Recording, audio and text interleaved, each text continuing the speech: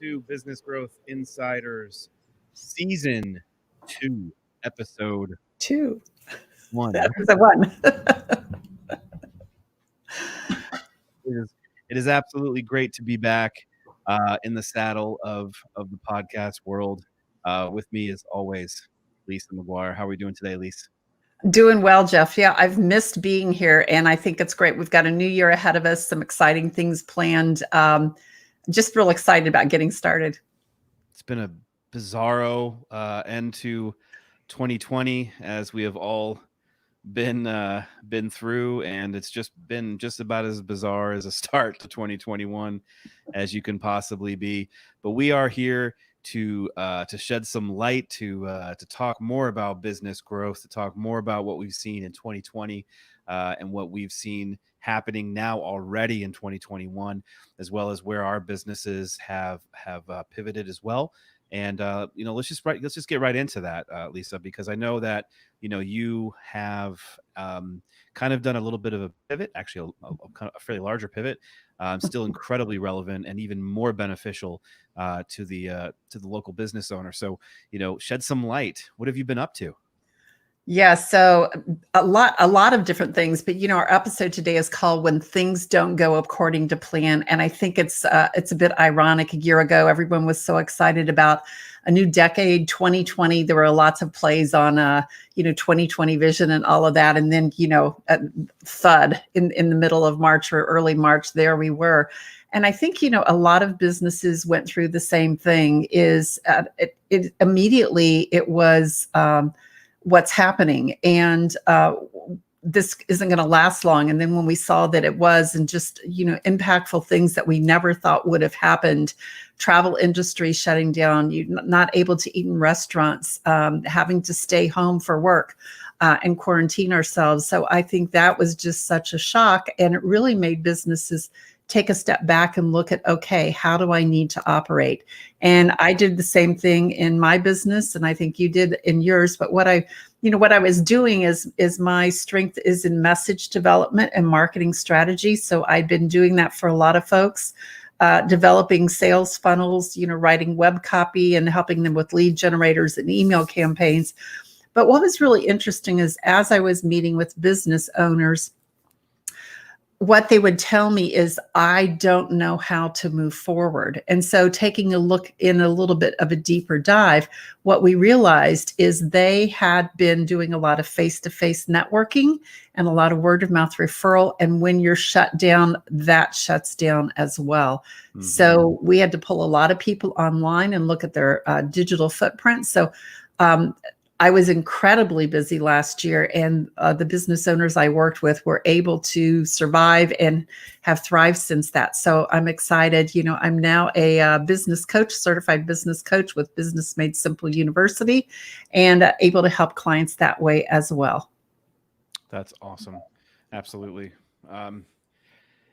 Yeah, I mean, as soon as this became prevalent and something that wasn't going to go away, and I fought it long and hard that this will go away. This will go away. This is ridiculous. Come on now. This is going to go. No, it certainly didn't. And I mean, it is still here. You and I are blessed to live where we do. Take it for what it's worth. But, we've been fairly open since April, at least, in and around this area. A lot of other, states and cities have not. And they've taken a massive toll, on their businesses. And like I've been saying in my posts and the emails that have gone out, it's my goal that we make it our mission to help as many businesses as humanly possible with different ideas, different strategies, different ways of thinking in regards to being able to keep their business open and have their business actually grow. Business growth is the absolute number one goal for any and every business, and it's time that businesses, you have to learn that you gotta move and you gotta pivot. I myself have pivoted as well into making sure that I work with essential businesses. As a digital marketer, I took a pretty big hit with a lot of my clientele last year who were not essential businesses and were inevitably shut down. I will not allow that to happen again, and have not been. So, I'm pivoting into lawn and tree care and tree services as my core business. They are all essential, and there's 100,000 of them around the United States, and there's so much room for growth within that industry. And technically, it's two different industries kind of molded into one. So I'm really excited to be helping those clients now. Really excited to be back on the show with you here, and and ready to kind of get started. So let's um let's go back into our 2020 takeaways. Okay, so why don't you kind of give us a start here on some of the things that that you've seen from 2020. Yeah, so I think from 2020, I think the thing, and what I love about what you just said, Jeff, is your willingness to take a step back and be very strategic about what you can do to grow, Mm, and looking at what makes sense. And I think what we talked about, business growth is the number one concern. I think it was a Gardner study, the 2020 Gardner CEO study said business growth was the number one concern. And so what we've done for our listeners is we've put together a downloadable 15 things you can do to grow your business in 2021. yep. And so that is available on our website. It is businessgrowthinsiders.com/free. And so feel free to download that and use that to really take a look at what you're doing in your business and how you can make it grow. But I think the number one thing that we learned from 2020 was the importance of being flexible and being able to pivot. I know sometimes we get in our ruts and we do things, this is the way we do it.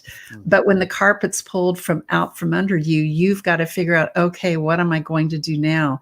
And I think particularly, no matter where you live, we're in the Atlanta, Georgia area, but I think no matter where you live, looking at how restaurants have survived and some of the other things that we need every day to just conduct our lives, I think people have really had to figure out, okay, my customers, their needs have changed. So if their needs have changed, how am I going to change what I offer? And so really thinking, it doesn't have to be done the way it was before, because guess what? We're not in the way we were living before. So right. being able to be responsive to that. And I think you've seen that a lot as well in some of the businesses that you've been working with. Yeah, absolutely. It, you have to look at what people are now comfortable with Hmm. and what people are not comfortable with. Right. And you can't go by what you feel. So, for instance, I'm comfortable being out. I'm lower risk. My kids are the lowest of all, for real. And we're pretty dang healthy family. So, but I shouldn't be basing my marketing for the businesses based off of my thoughts. They need to be based off of the overall look of things. When it comes down to it. And no, I don't get that look from watching the news, because that is not the source you should be going to any which way you look at it, whatsoever.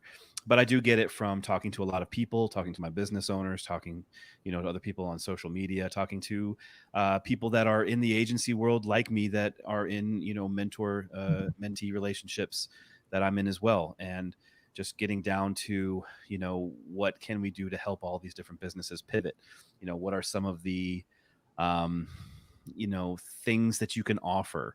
What do you have? Memberships? You have packages? Can you, if you're shut down, offer discounted gift cards while you're shut down, so that you're at least got cash flow coming Hmm. in the time being, right? Things like that. Um, you know, with the lawn care and the tree service businesses, people aren't opening their doors as they used to. So yes, you still have door knockers or door hangers. Even I have so many door hangers that show up on my door, and they go right in the trash. Why? Because it's like direct mail. I'm sorry, it's like direct mail. Hmm. So and it's my goal and my mission to teach all of these businesses, look, you have to move, you got to pivot, you need to be running Google ads, you need to be, you need to rank, you need a website. Holy cow, I mean, I can't even believe I just said that, but it's true. There's so many within in the lawn and tree that don't even have Mhm. a website yet, and we're way past that point now. Um, but it's not going to go back to a normal pace anytime soon from the look of it. And even if it was, that's not how our mindset should be. I think personally, our mindset should be, okay, what's the worst that can happen again? And then plan accordingly, and then just kind of bring it down into, well, this is so again, for me, it was, what's the worst that could happen? Everything can shut down again at any moment, a moment's notice. So I went right to essential businesses. Mhm. What is an essential business? Why is an essential business?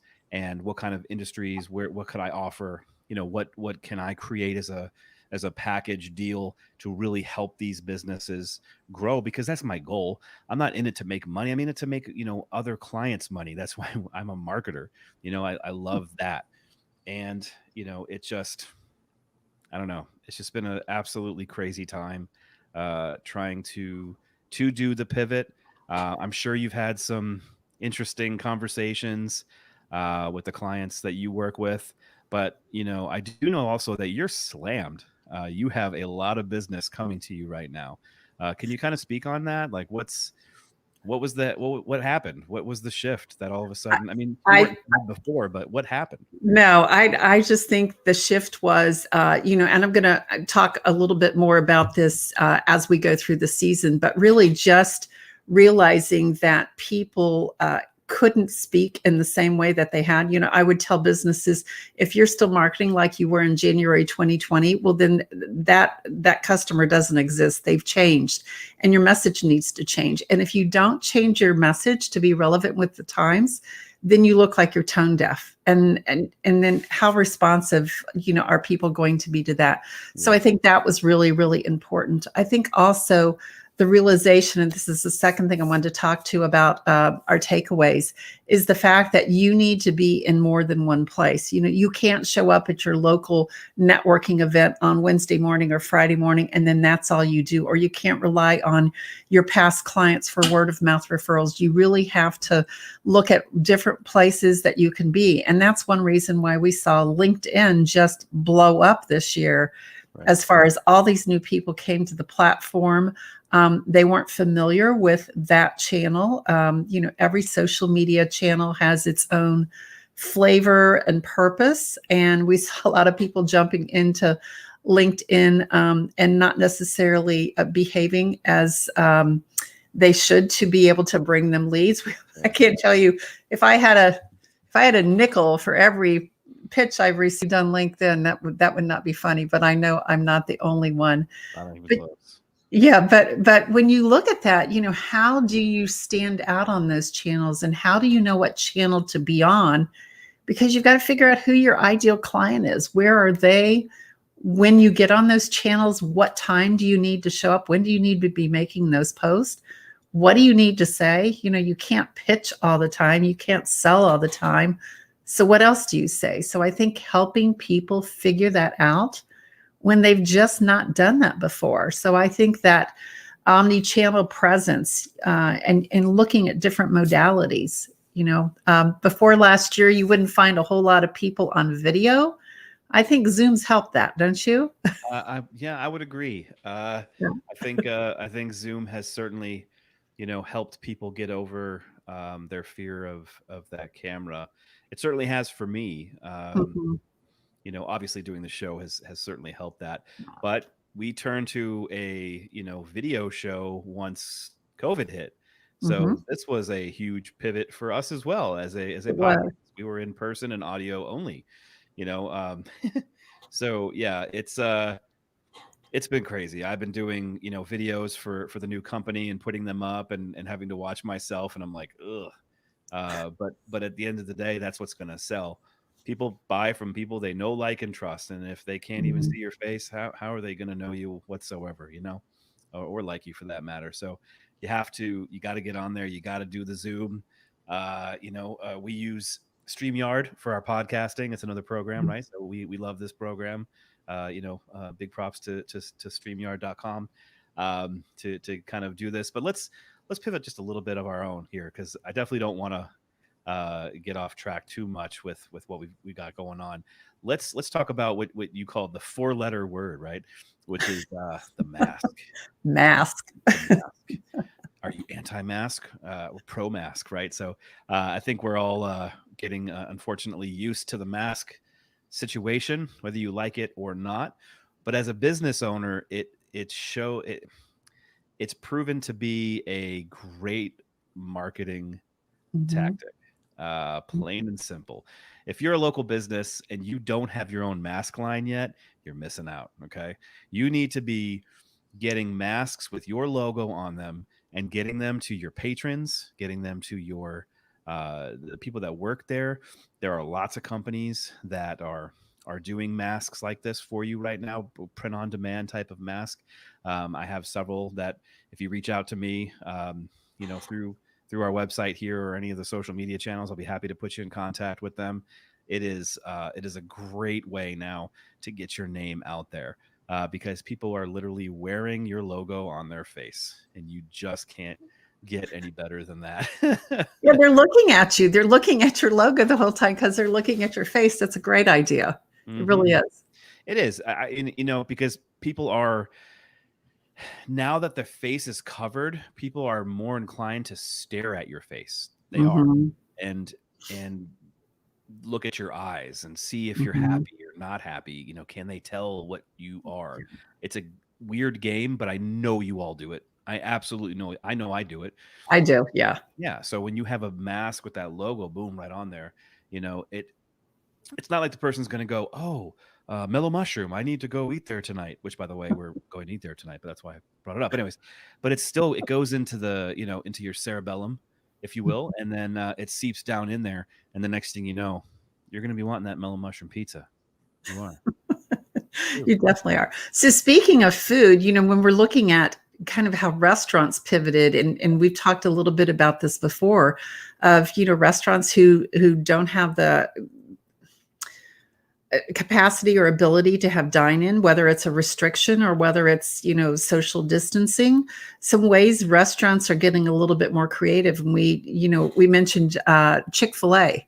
Yep. Chick-fil-A, I went to my local Chick-fil-A last week, and there were more parking spots for curbside pickup than there was to be able to park. So they figured it out.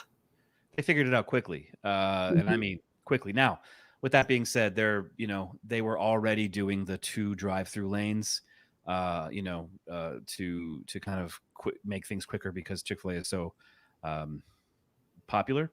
But I was reading this article from the CEO of Yum Brands.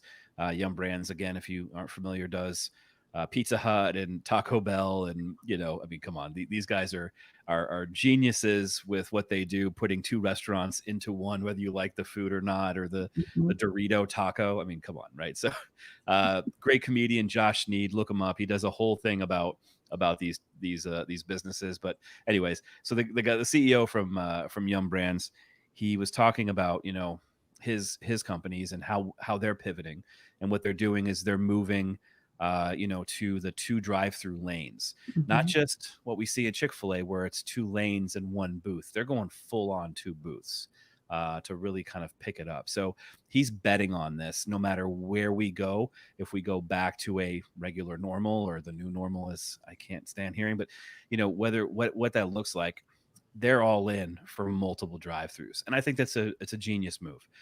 People are definitely going to still want the drive-through stuff, especially at a fast food restaurant. Now, Mhm. the restaurants around here are as packed as they can be from a regular like dine-in, but that's like where there's a server and the whole shebang.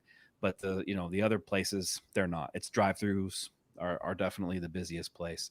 And he said one other thing. He said, he's really upset that they didn't, uh, you know, pivot Pizza Hut to uh, dr- uh, delivery driver and pickup business model soon enough, because they didn't, and they Mhm. lost thousands of Pizza Huts over the last year. Um, Mhm. I mean, there's a reckoning coming from a business perspective with a lot of businesses, major ones that are going to inevitably shut down. So, you know, small businesses, take note, like take notice. This is not going away tomorrow. You've got to figure out other ways to pivot. um, if you don't mind, I'd like to kind of talk about one in particular that I think is a great one. And that's retail. I know you can speak on retail as well, um, but for me, I think you know when when you have such a thing as e-commerce, right? And you have a retail store and you're not utilizing e-commerce, I really feel like you're missing a huge opportunity Mhm. here. Here's my strategy with it.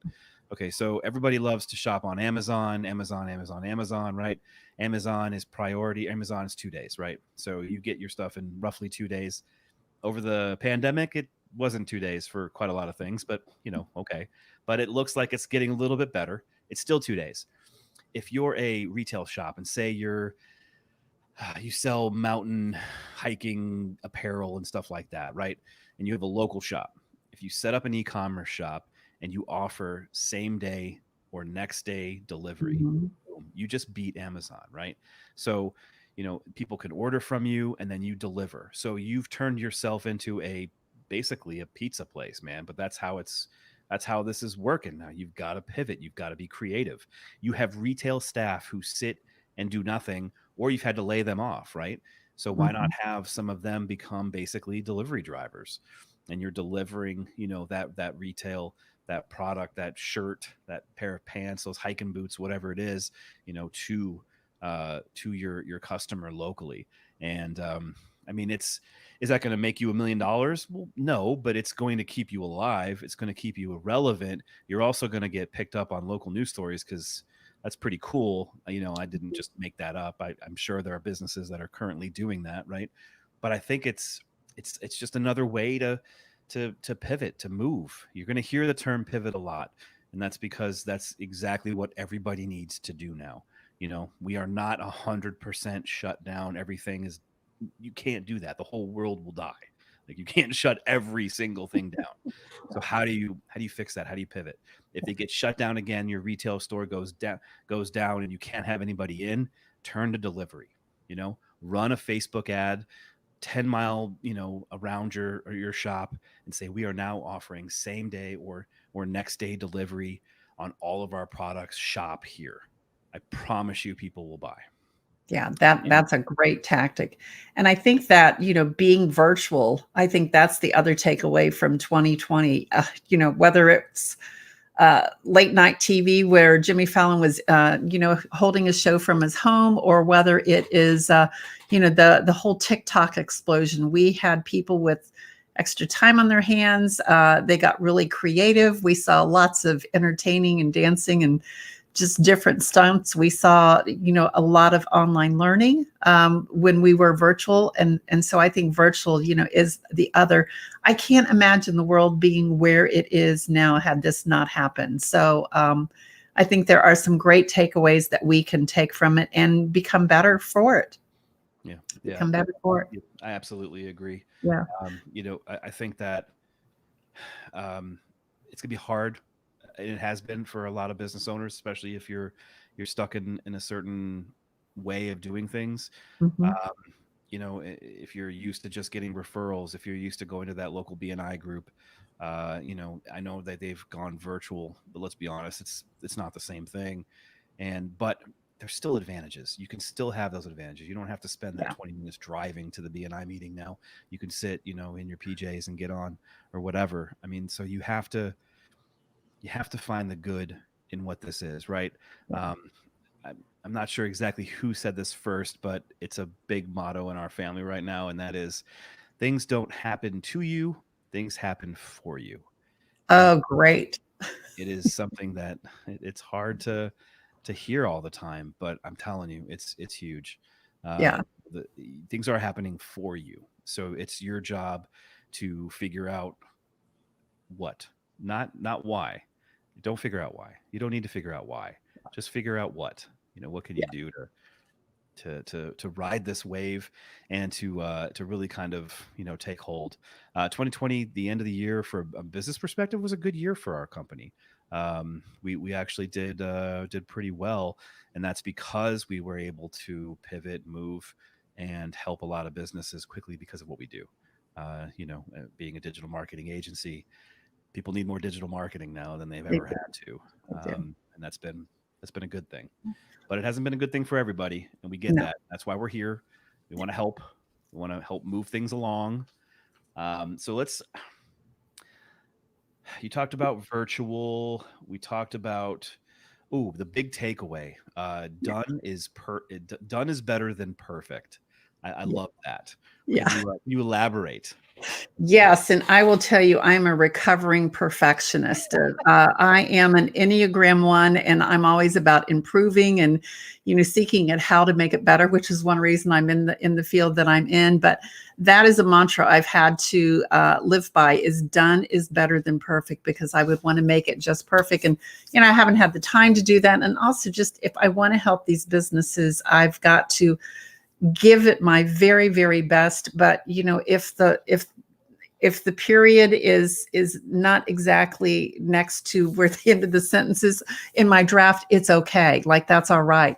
But I think the big takeaway that we can take from this in 2020, Jeff, is we've got to seek comfort when things are uncertain. I know there was a lot of just uncertainty. The ground was kind of shaky under a lot of people, but you've got to understand that there are opportunities. And I love the saying that your family has, is it's for you.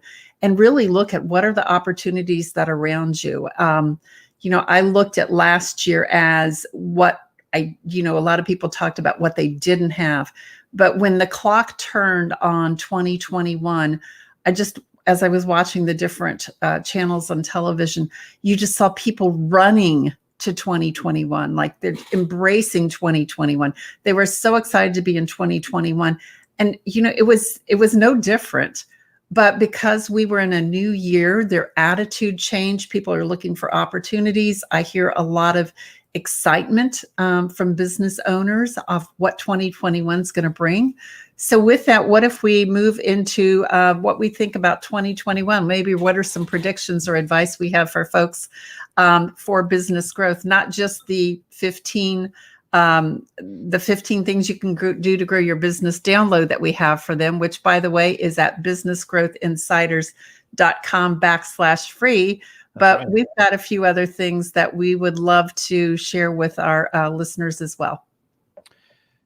Yes, we do. Let's get into it. We're going to start with digital opportunity. Obviously, my my favorite part. Uh, you talk about building product ladders. So could you give us some examples of what you're talking about?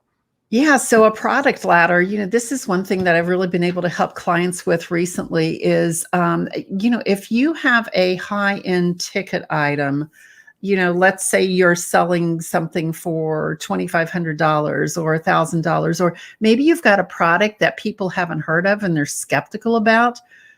People are going to be very hesitant to do business with you. One, it's a big financial investment. Number two, if it's a new product, does it really work? Why do I need it? There's a lot of uncertainty around it. So here's the thing I always talk about. What we know our client needs is not always what they want to buy. So we need to find some low barriers of entry to find a product or find some type of service that we can offer them that is a no-brainer for them to buy. Whether it's taking your knowledge and putting it into a $9 download, or a template that you're selling for $19, or maybe it's an introductory 30-minute call that you're offering for a low price point, something that is a no-brainer for people. So as they learn to work with you, that they can see you do have credibility. You are an expert in your field. I get along with this person. I want to work with them. So product ladders are building those steps of your products until they eventually reach your top tier service. And so I think a lot of people just don't think about that. No, they don't. That became really popular within the information marketing world Mhm. of upselling and downselling Yeah. and product ladders and all of that. But it really is making that move and transition into your local business, your local service business, things of that nature. From a digital agency perspective, it's what is a low barrier of entry that we can do, running Google review campaigns through Mhm. SMS and email, customer reactivation campaigns where we bring old customers or old leads back to life. with some really cool strategies that we've worked out over the last couple of months. Um, so it's the same type of thing here. It's what can you do to really kind of bring people in quickly and cheaply, and then be able to show them value, and then work your way up the sales ladder into to more and more things. It works really well with dentists and stuff like that. They get you in for a really cheap, teeth cleaning or teeth whitening, if you will, and then they start to kind of sell you up on different things. Same thing with med spas. My med spa clients that I've had have continued to kill it by doing really good discounted offers on Facebook ads, bringing people in, sitting them down for a skin analysis, and then being able to to upsell them. Lawn care, yeah, you can do the same thing with lawn care. You can upsell and things like that. Tree removal, not so much. I mean, it's a tree. It needs to be removed. So that's a different strategy in and of itself. But I digress. It's still something that a lot of business owners can certainly do. You have some really great percentages in here, and I want to read them off Go because I ahead. think these are really important. Internet advertising outranks all types of advertising. Google at 37, Facebook at 22, meaning 69% of every dollar spent on online advertising goes to those two Mhm. platforms. That's huge. I run Google Ads. We run Facebook ads all of the time. They are incredibly valuable. They are getting not expensive, but getting more expensive as the market gets flooded. So you got to get in there, and you got to get in there now before you price yourself out of the whole platform. But it's huge because of what? Because people, that's where they are. Okay, so Mhm. you can't Yeah. leave your house. What happens? Well, your phone happens. You're addicted to this thing. It's constantly by your side. If you can't go outside, you can't do this or that. You're always online. It just is what it is, right? Um, so that's a huge opportunity for 2021. It's a huge opportunity at all times, but it is even bigger right now. You really need to be on those platforms, and you need to be putting money into advertising. Yeah, advertising, and again, there are still people who do not have a website. So it's so hard to believe, but your website is your online storefront. Even if you don't have a checkout in your website to purchase a product, people are going there to check you, to make sure you're a credible business, to see if your brand online aligns with who you say you are. It's really, really important. And so that is where we've got, you need to be online, whether it's a podcast that you're on as a show host or appearing on a podcast. If you've not been online or you don't have a very strong online presence, that does need to be improved. Yeah, it really does. And I don't even care if you own the business. If you don't own the business, but you're a higher level sales exec or something like that, talk to the people in charge and see if that's possible for you. Don't rely on your LinkedIn profile to be your website. Do not do that. Although it's very valuable and should be used more of a website than it is as a resume builder, because that's ridiculous. But Yeah. you need to see if you can't get that website, even if it's a one page. It doesn't matter. You can use a place like let's say Squarespace. Squarespace.com is really easy, plug and play. You can learn WordPress. You can do all sorts of different things you can hire our company obviously to do it too. You really need to do that, and then get Lisa to do your messaging for sure, because that's obviously the most important part of that site. Mhm. All right, so let's move on. Zoom. So and more Zoom. Good lord. Yeah, Zoom fatigue is real, but we're not going back. And here's a statistic that was just it was jaw dropping to me, and I knew this was probably going to happen, but 98% of employees surveyed want to work remotely for the rest of their lives. Now think about that. Yeah, that's crazy. And so this is why we are seeing an exodus from major markets, New York City, San Francisco, the Bay Area, Chicago. A lot of people are leaving these high rent areas because they can still work from the mountains of Colorado, or they can little towns, Greenville, South Carolina. I mean, just they can work from anywhere. They can still be effective. Now, that's one thing to say you want to work remotely. Let's see what your company is going to say. 82% of employers have decided they will permit working remotely post-pandemic. That's Um, great. I think what this has done, gone are the days when it was the way our offices were organized was almost like factory workers, where we had the upper management on the outside of the walls and the worker bees in the center of the room in their cubicles. We now can be very productive. We can have stand-up meetings. We can, be online. It's saving so much time. Quality of life, again, can be improved by having this, by being able to live where you want to. People traveling the world while still working. So I don't think this online's going away. No, I don't either. And for those of you that aren't in the Atlanta area and don't see what's actually going on, let me be honest, it is massively happening.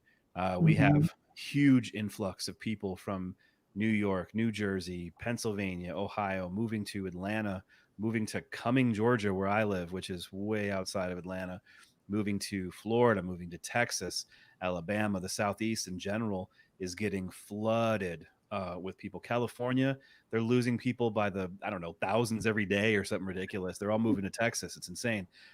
You've got this mass exodus from these major metropolitan areas. Mhm. Do you think that we could actually be seeing a major shift away from mega cities and more sprawling out of people? Because our area right now, which used to be the country, is very populated to the point Mhm. where we're thinking, well, where are we going to move next? And there are places like LJ and so on and so forth that are actually, my wife just spoke to an agent in LJ, and she said that they can't keep homes on the market for more than a day because people are buying them up in droves. LJ is in the mountains, in the North Georgia mountains. So, and there's not a whole lot around there, but it is a pretty area. So this is what you're getting. It's fascinating, and we're just at the beginning of it. And Mhm. if this pandemic doesn't end anytime soon, I think it's just going to continue. Yeah, I think so too. I think so too. Wow. So number three, the third thing that we have is, I think people have learned that your business is not, or your job is not necessarily secure. A lot of people were out of work or diminished in their hours. So we see more and more people starting their own business, starting side gigs, trying to find a passion project where they can monetize it and really start to build that business and be their own entrepreneur. So what we're finding is there is a lot of online learning going on. Lots of workshops, lots of online courses. It was in November of last year. There was one weekend, my inbox was just flooded with all of these offers for launches. And so we have that. And then also, with just the world being a different way to do business, business owners are looking for business coaches. I know this because I am a business coach. And here's the thing, if you wonder if you need a business coach, if you want to grow your business, we're not experts in everything. We may be an expert in our zone of genius, in the gifts and talents that we have, but I didn't go into business to do bookkeeping. I wanted nothing to do with that. So Right. finding people who do that, finding someone who can help you grow your business, who can see that from the outside, very beneficial. And so you really just need to find the one that's the right fit. That is my recommendation on that. But I think this, entrepreneurship, a lot of people are done working for companies where they may not have as much control. Yeah, absolutely. Without a doubt. I think coaching is and online learning is by far and away the single best thing that a company like mine and yours can really offer. I know you're offering a lot of online stuff now. I'm in the middle of creating ours as well, because there's a done for you, which is the typical agency model, and now there's also a done with you. that's Mhm. becoming incredibly popular. Now, it's a very high ticket item, obviously, if we're going to be doing something with you and sharing all of our, experience in zone of genius. It costs a lot of money to do that. Yeah. But as a business owner, it could be incredibly valuable to you. It's amazing what you can learn right now. There's so many Mhm. online platforms, and most of them are really affordable. Some are as cheap as, I don't know, $12 a month to 29 to 45 to depends on what you're trying to learn and look for. And I think, rolling back through 2020, that was a big thing for me. It was like, well, we have this opportunity. What can we do? I brought back tennis, started skateboarding with my son, which is much to my wife's chagrin. She's not a happy camper to see my 42-year-old took us on a skateboard, but hey, it's been fun. And haven't done it since I was a kid, right? Because this is the time to do that stuff. So it's also the time for business owners to start to learn different things that they haven't had the opportunity to learn. They were too busy within their business, and then when things start to slow down, you have to start to reanalyze and kind of rethink your approach to your work. And it's a huge opportunity, huge opportunity for people, CPAs, business coaches, digital marketers. There's so many different zones of genius that you can start to put into a course, create Mhm. it with a platform like Teachable or ClickFunnels or something like that, and be able to sell it, for profit. It's an information product. Mhm. Information products used to be email series or PDFs, ebooks, back in the day. But now it's full on courses, and it has been for quite a few years, at least in my space. Not my space, but in my digital agency space. My space is ridiculous. But Yes. anyways, I think that they have to think about that. I think that this is the whole thing about this episode is it's what happened, it's what's going to happen, it's what our projections are, and it's hopefully giving you guys a different thought process to start looking at things from a different perspective. This is a long episode, but it's worth it. It really is, and I really hope that people are going to really watch and listen to this and take heart because after all, we're here to try and help people. We ain't selling nothing right now, as they say. All right. Well, let's move on, shall we? We kind of talked about e-commerce a little bit, but I know you had some thoughts there as well. Yeah, I just think, it used to be, oh, let's go to the mall this weekend, or we're going to go into town and go shopping. We don't have that any longer. We can't wait. We don't know if the stock is going to be there. Supply chain has been drastically impacted by what's happened during this.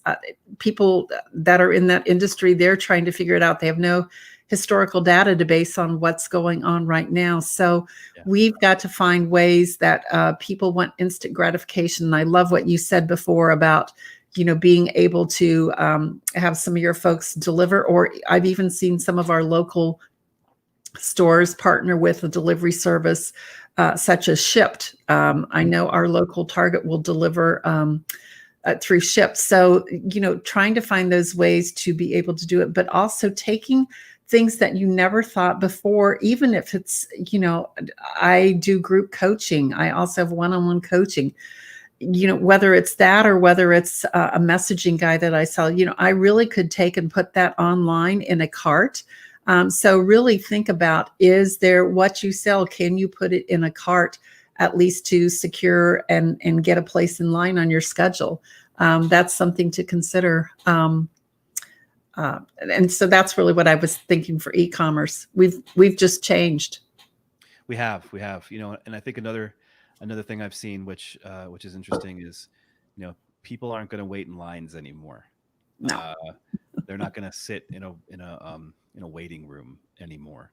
Now you have, you schedule your appointment, you text people, or you use the Mhm. platform to let notify that you're here. You get to sit in your car or outside or whatever, and then when they're ready for you, they'll have you come in. Mhm. And okay, I don't want that one to change, especially from going to like a doctor's office where you're sitting there in a room full of 20 something other people, and it's like 85 degrees in there because it's always too hot in a doctor's waiting room, and it's just gross. Ugh. So I hope that one doesn't change because I do enjoy that. We don't like waiting in lines. It's what we do as people. We wait in lines. But now, Mhm. that's breaking. And I think it's fascinating. Last one on here is personalization opportunities. Yeah. Speak So about what that one is, Jeff, is we are so bombarded by information, so many messages. If you're online, if you look at your email inbox, there's a lot of information. So how can we personalize things? So in your business, I highly recommend segmenting your email list. If you have a lead generator for a certain product or service you sell, then tag those people as they are qualified leads for that service, and then build email campaigns that are specifically noted towards that to personalize. Just making sure that you do that. Also, allowing people to be part of creating your product. Ask them what they want, and then design products or services that deliver that. Imagine that. Yeah. Imagine. I know. Isn't that fascinating? You can just Yes. ask your clients or your customers what they want. What do you want? And they Yes. tell you, and you go make it. Shocking, but yes, that actually does work. Yeah, it does. It does. But Well, I hey, think, oh, go ahead. Go ahead. I'm sorry. yeah, I was going to say, but I think just overall, looking at 2021, the timeless advice is you've got to have an irresistible offer. You know, it's one thing if you want to sell it, but if nobody wants to buy it, you're not going to grow. So really listening to your clients, listening to the words they use, listening to what pain they have or what problem they have to overcome, that is where you're really going to be able to tune in and personalize and give them what they want. And I think that that's a perfect segue into the last thing that I kind of wanted to kind of talk about, which is well, two things really. We want to talk about kind of how the podcast is going to move forward, but also lead generation, building your list. This is huge for 2021 because you have to be able to communicate with people via text and via email or Mhm, messenger or carrier pigeon, whatever it is, because the face to face has changed and maybe changed forever. We don't really know. mhm, You have to have that list. That list becomes everything. It does. You need to build a list. You're a restaurant, you better have a list that you're mhm, talking to your clientele every week. Every week you have specials. I don't even care if it's half off Budweiser, whatever. It doesn't matter. Just have a special. Build that list. And we're going to talk about that. So this podcast is about to blow up because we're doing one show a week. It's going to be this format. We're going to do Lisa and I once a week. Then Lisa's going to do it once. I'm going to do it once. And we're going to have a special guest once. So we're mhm, actually going to be on 4 times a month to really push and help you guys out. For me personally, I'm going to be doing a lot of master classes where I'll be doing a lot of screen sharing and walking you through how to set up a Facebook ad from scratch. How to set everything up so that you can build your email list or build your text list, why texting is important, how to set up automated text messaging sequences. We're going to get nerdy. It's going to be fun. Lisa's going to do a lot of business coaching and marketing mhm. and messaging, master classes. She's going to have other guests on. I'll have other guests on. We are just going to blow this thing up so that we can really, really focus on that mission, which is to really help as many businesses as we can stay open, because that is the goal. Stay open and grow. That should be our new ending, Lisa. Instead of take your business and grow, it's stay open. And grow. Okay. That sounds great. That sounds great. Well, Jeff, it's been a lot of fun. I'm glad we're back. Excited about the new year, and really thank our listeners for being here. Again, we would love for you to follow us on our live stream on our YouTube channel and also our Facebook page. We have a Business Growth Insiders Facebook page as well. Mhm. We also have a LinkedIn page, and also follow us on your local podcast channel. If it's Spotify, Google Podcast, or Apple, you can find us there too. And Yes, you can. All right. Well, then let's end with our new motto for the day: stay open. grow. Talk to you guys next week. See ya. All right. Thanks.